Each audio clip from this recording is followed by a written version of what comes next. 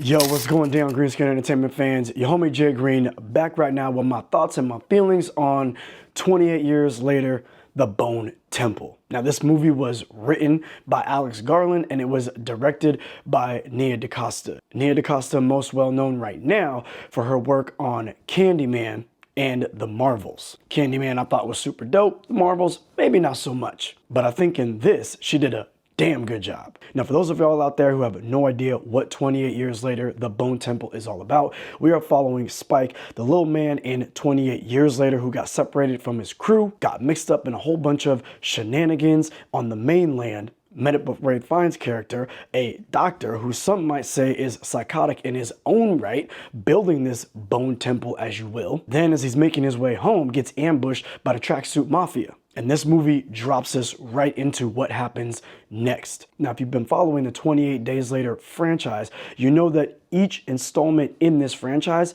doesn't really bring any characters from the previous. This is actually the first film that follows characters directly introduced in the previous film, which I enjoyed. The other thing that I enjoyed was that we're not so focused yet again on the infected, but more so of the world that our survivors are living in with the infected. And I think that in this story, and I don't want to give any spoilers, it actually takes it in a new direction and moves the world and the story along in a way that was very interesting to your homie right here.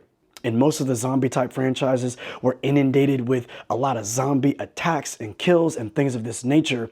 What I enjoy that the 28 Years Later franchise has done is gives us a little bit more of a perspective and a look in on the survivors and how they are managing this world of mayhem. And in this film, we're introduced to Jack O'Connell and his little band of misfits, the Jimmies, as they're on a satanic quest, if you will, to rule the world. And that's all I'm going to tell y'all. There's some sick, twisted ish that's jumping off with this crew, and now Spike has reluctantly joined up with this crew in order to escape death. Now, in regards to my original thoughts on the first three installments, I can't remember what I said specifically in my three-part review that I did for 28 Years Later. Did I say that I loved them? I thought they were hella dope, extremely enjoyable? I don't really have time to go back and watch that video. I got my wife I'm taking care of, my 2.5-year-old son, 2 babies, I'm back to work full time. Ain't nobody got time for that. But with this one, I can tell you without a shadow of a doubt, leaving the theater, I loved it. I thought that it was a great installment that, one, built off of the film that came before it, expanding the world just a little bit, introducing us to new characters and continuing to develop emotions and missions, if you will, of characters that were introduced in the previous film. I thought the direction in this film was, to me, maybe the best of all. Danny Boyle and Alex Garland, yes, they take risks and they do some things that are very different and give it a tangible, grimy texture, if you will, which is dope for sure. But with what Nia DaCosta did in this one, you get to settle in and see it from a traditional cinematic standpoint. And with the way that they developed the characters and their interactions and their purpose and intentions, the way they think, all that type of stuff in this film, I think that was probably the best way to tell the story. Again, I don't want to go into any spoilers as to what Dr. Kelson is doing or what he discovers and figures out that kind of changes the whole perspective of this 28 years later world that we're in, but it's pretty freaking dope. And I love how Nia DaCosta and Alex Garland were able to bring it to fruition. Standouts in this movie, obviously Alfie Williams. He's not really doing a whole lot. He's not even saying a whole lot, which fits his character and fits the scenario that he's in, but he sells it with facial expressions, emotion, mannerisms, and when he is speaking, like, you believe the tremble in his voice, you believe the stress that he's going through, the fear that he has for the group that he's rolling with at this time. Ralph Fiennes kills it in this movie. Not only is he playing up what we've seen him do in the previous film, but he has a scene in this movie where he really has to play up a certain perspective, a certain persona, and my God, number one, it was so entertaining, but you've never seen Ralph Fiennes like this. So I thought it was phenomenal what he was doing. Big ups to him. Erin Kellyman, I thought she did a great job. She's definitely a lead in the film, and she's rolling with Jack O'Connell and his crew. And Jack O'Connell, he might have stole the show for me. Look, when you're watching the previous movie at the end and these goofy dudes with blonde hair show up, you're kind of like, where are we going with this? You know what I'm saying? This is something that can easily go left and easily be laughed at.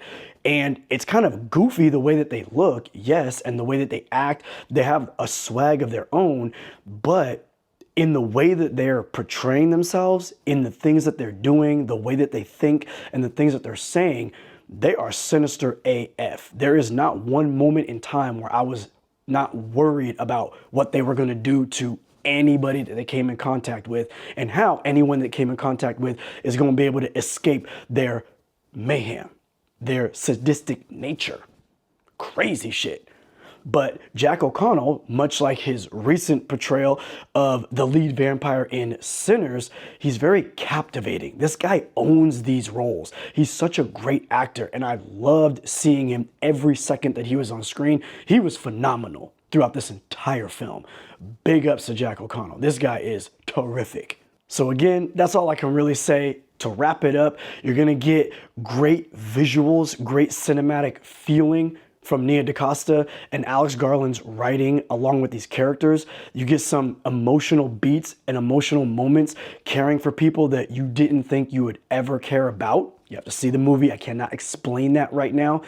And I feel like each of the characters that were brought in from the previous film were built up another notch, given something important to do, moving this world and this universe along in a way that is very interesting. And it ends with something I cannot, again, mention what's really jumping off and how it's portrayed and by who or whatever. But for me, when I seen what was going on and the way that the scene was revealed, I was like, oh shit. And then when it went black, I was like, oh shit, I want to see more, like right now. So I thought this movie was great. Personally, walking out of the theater, I loved it. And it only makes me that much more excited to have all of these films on my shelf back here. You dig? I love what they're doing with the franchise. I think y'all should go check this one out. 28 years later, Bone Temple did not disappoint. I think it was much, much better than the previous film. And I really enjoyed that previous film. I think it's really like neck and neck with the original 28 Days Later. My personal opinion. Yo, have you seen this one? Are you interested in seeing this one? Let me know in the comments below when you check it out, or if you've already checked it out, what y'all thought. Your homie, Jay Green, I'm out.